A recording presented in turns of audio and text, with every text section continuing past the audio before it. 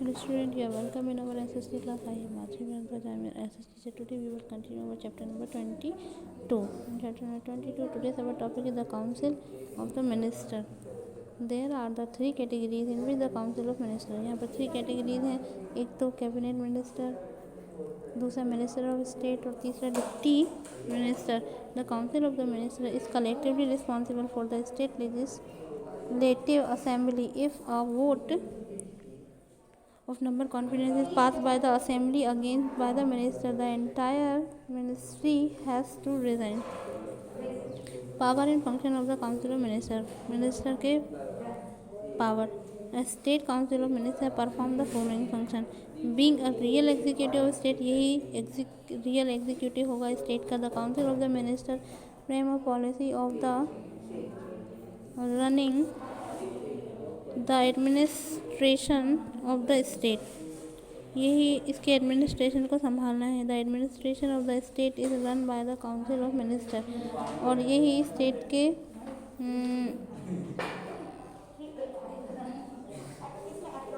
Administration in the state run by the council of minister. यही council of minister के द्वारा run किया जाता है. And the work of the administration divided into the various department के द्वारा work किया जाता है. And each headed by the minister and he or she run the administration according to the policy passed by the legislator. The council of the minister control the financial policy. ये financial policy को control करता है. और decided the tax structure for the welfare of the state. ये state के welfare को major करता है. It is responsible for the council of minister. ये मिनिस्टर के काउंसिल को रिफर करता है. And to the maintain the law और ऑर्डर को मेंटेन करता है. Ensure the security of the life and property to believe of the people of the state. And it is discuss dispute with other state. ये other state की dispute को solve करता है. Appointment to high the office and the state are made by the governor on the advises on the council of the ministers. Civil services. The decision of the minister are actually executed by the members of the civil services. इसका जो decision है वो civil services के through होता है. Some members of the Indian administrative service मतलब IAS, Indian administrative service, and Indian police service मतलब IPS and appoint by the state level. ये स्टेट लेवल पर होता है.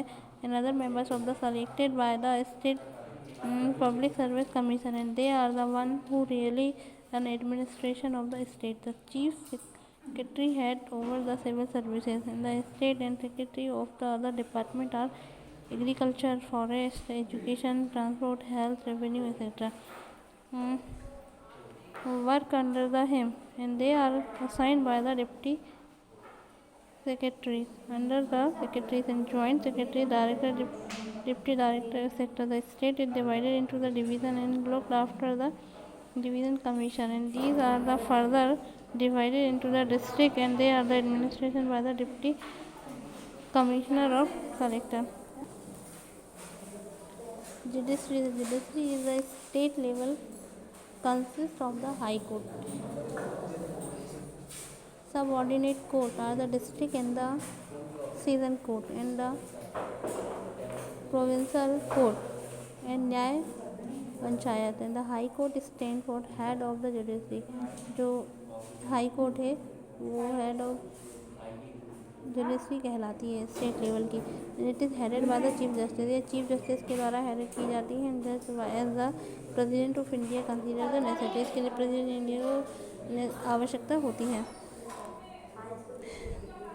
क्विक रिव्यू में हम देखेंगे the legislative council. The upper house is the state legislator. The chairman and deputy chairman are the presiding officer. Vidhan Parishad. Vidhan state और the legislator assembly are the lower houses of the legislator. The governor is the head of the state. जो governor है इसका head होता है. The chief minister is the real head of the state. Chief minister हमारे state का real head होता है. The council of the minister collectively responsible for the state legislative assembly. Some members of administrative services मतलब IAS and the Indian police services मतलब IPS. इनका full form भी है. Indian administrative service मतलब IAS. और IPS का full form है I मतलब इंडियन, P मतलब पुलिस, S मतलब service and the appointment at the state level.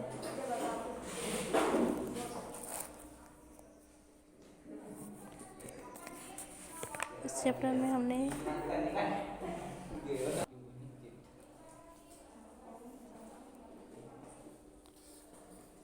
State executive हमने देखे थे, इसमें 2 पार्ट में डिवाइड किया गया है, गवर्नर और सेकेंड है चीफ मिनिस्टर। जो गवर्नर है वो हेड होता है हमारे स्टेट का, और जो चीफ मिनिस्टर होता है वो real head of the state होता है, उसे काउंसिल ऑफ मिनिस्टर भी कहा जाता है। और हमने इसमें क्या क्या पढ़ा है, द स्टेट लेजिस्लेटर के बारे में पढ़ा, स्टेट एग्जीक्यूटिव के बारे में पढ़ा, काउंसिल ऑफ मिनिस्टर के बारे में पढ़ा, और power and function of the state legislator के बारे में पढ़े, चीफ मिनिस्टर के बारे में पढ़ा, और सिविल सर्विसेज के बारे में पढ़ा। और हमने ये भी देखा कि इनको बनने के लिए कौन कौन सी योग्यताएँ होनी चाहिए। We have completed this chapter, we will start new chapter tomorrow. Thank you so much.